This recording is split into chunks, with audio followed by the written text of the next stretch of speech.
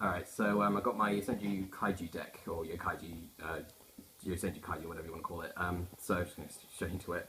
I run 3 of each of the core commas in the deck, so obviously those, and then they have the 1 Sujik. Obviously you run 1 and 3 just for being able to search and bounce stuff back. I run 2 just in case I need to push for damage, if I'm able to get over certain monsters, and then Sujik's obviously just the honest with the deck. But most of the time I just use these as siding targets whenever I'm going up against any other decks, since I always find it difficult to try and figure out which cards are sided, but I find this one's just easy targets.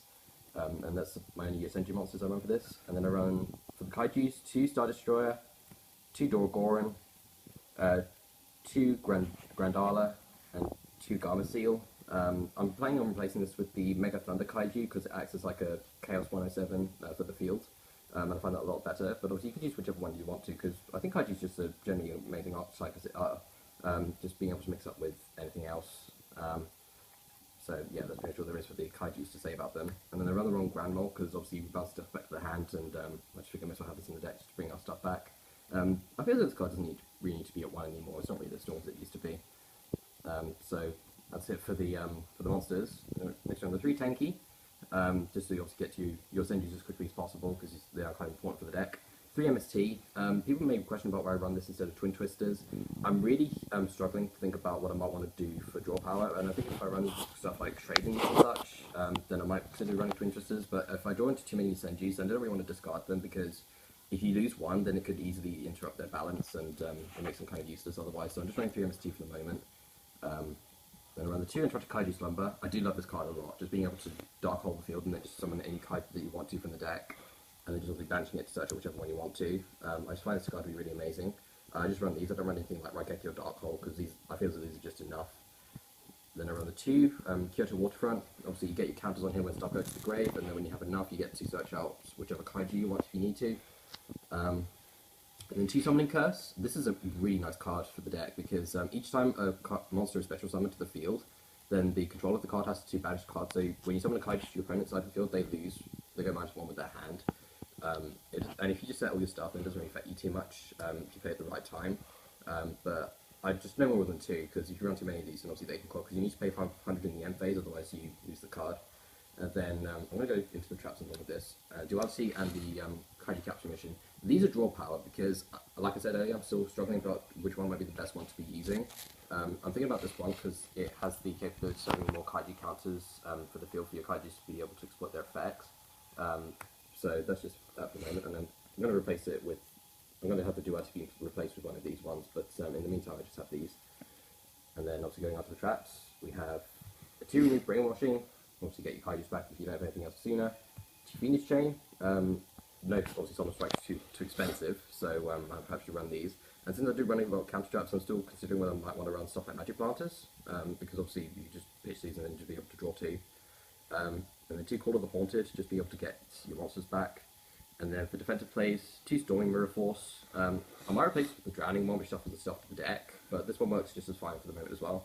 And then 1 Bottomless and 1 Starlight Road, because obviously Twin Twist is the thing, and then just being able to get free Stardust is always really nice. And then that does it for the main deck. And then, just to go into the side deck real quick, since we do have a lot of level 8s, I do run the Beast King Barbaros in case we need to kind of go into those rank 8 plays for XYZs. And then for my main, get rid of the big ships and Cosmos, I just use the Cyber Dragon Chimera Tech combo, because this is actually pretty effective, I find, for the most part. 3 Forbidden Chalice, because obviously again, Solemn Strike too expensive, and this is actually still a fairly useful card for the most part. D-Fish and Macrocosmos, just in case we need stuff to be banished, because it doesn't affect our plays too much, we can just obviously replace the Waterfront with these. Imperial Iron Wall, I'm planning to get a second one just in case we need to prevent our opponent from banishing stuff like zombies and Shirinomis and such. 1 Light Imprisoning against Anti-Cosmos. There are actually 2 of these in this case. There's 2 Fairies Wind for Pendulums, and then there's 2 of these, but actually 3. Shadow Imprisoning, because obviously PK5 is one of the best decks at the moment, so just being able to lock them out is always a good thing. And then finally, for the extra deck, obviously Stardust Dragon for the Starlight Road target, and obviously rank 8 plays if necessary. And then next we have the Lightning Chidori. Being able to bounce off back is always nice. I love using this in Harpy Ladies a fair bit. And then obviously Utopia, Prime, and the Lightning, because you need at least 4 materials to use the Lightning's effects as much as possible. Because these are actually a pretty good card when you play them at the right time. Tiger King, you get to your Tenkis as quickly as possible. Cowboy to make a game. Lygaster Emerald for shuffling everything. 101 for stealing your opponent's stuff. Castell bouncing stuff back. Dark Rebellion for bunch of damage. Abyss Dweller, also you can get your stuff from your opponent's graveyard. And then I run 2 rank 8s in this. I run the Hopebringer Dragon and Lancelot. This is really nice because also just being able to negate a spell and then attaching it to this card as a material is always really nice. And this card here, I do really struggle to try and figure out what would be the best sort of alternative to run for this one, because even though it has got a good effect of being able to Solemn Judgment along with direct attack and then just being able to pop one of your opponent's monsters is always nice, but the fact that it's 2000 attack is just what really annoys me with this card, because I just find that card to be a little bit too weak as a result of it. But I mean, it's definitely not a bad one by any means. Just being able to replace it with something like a Felgram wouldn't be necessarily a bad option for it. And then that does it for my Yosenju Kaiju deck. So hope you guys enjoyed that, and I'll catch you next time for whatever deck profile